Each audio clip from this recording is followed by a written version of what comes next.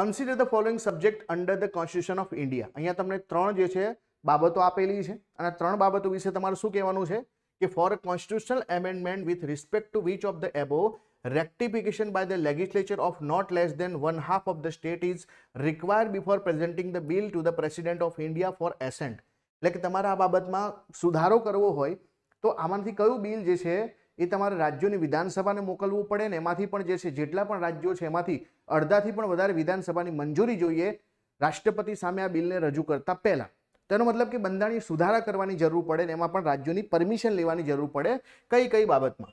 તો જુઓ, લિસ્ટ 1 માં યુનિયન લિસ્ટ છે અને આ 7th શેડ્યુલની વાત છે. એનો સીધો મતલબ છે કે જ્યારે આપણે 7th શેડ્યુલમાં કોઈ ફેરફાર કરવો હોય તો રાજ્યની પરમિશન લેવી પડે. આ બિલકુલ સાચું છે. એક્ઝિક્યુટિવ પાવર સ્ટેટના જે છે વધારવા હોય તો પણ જે છે કરવું પડે, કેમ કે સેન્ટર સ્ટેટ રિલેશન એટલે કે ફેડરલ સ્ટ્રક્ચરમાં બદલાવ કરવા હોય તો આપણે જે છે રાજ્યને પૂછવા જવું પડે. અને ત્રીજું છે ગવર્નરની ઓફિસની કન્ડિશનો જે છે એટલે કે રાજ્યપાલ કે પદ કે લીએ શરતો જે છે, તો આની અંદર ફેરફાર કરવા માટે આપણે જે છે બંધારણમાં સુધારાની અંદર જે છે આ પ્રક્રિયા કરવાની જરૂર પડતી નથી અને એટલા માટે ત્રીજું અહીંયા ખોટું આવશે. તો પહેલું અને બીજું સાચું આન્સર છે.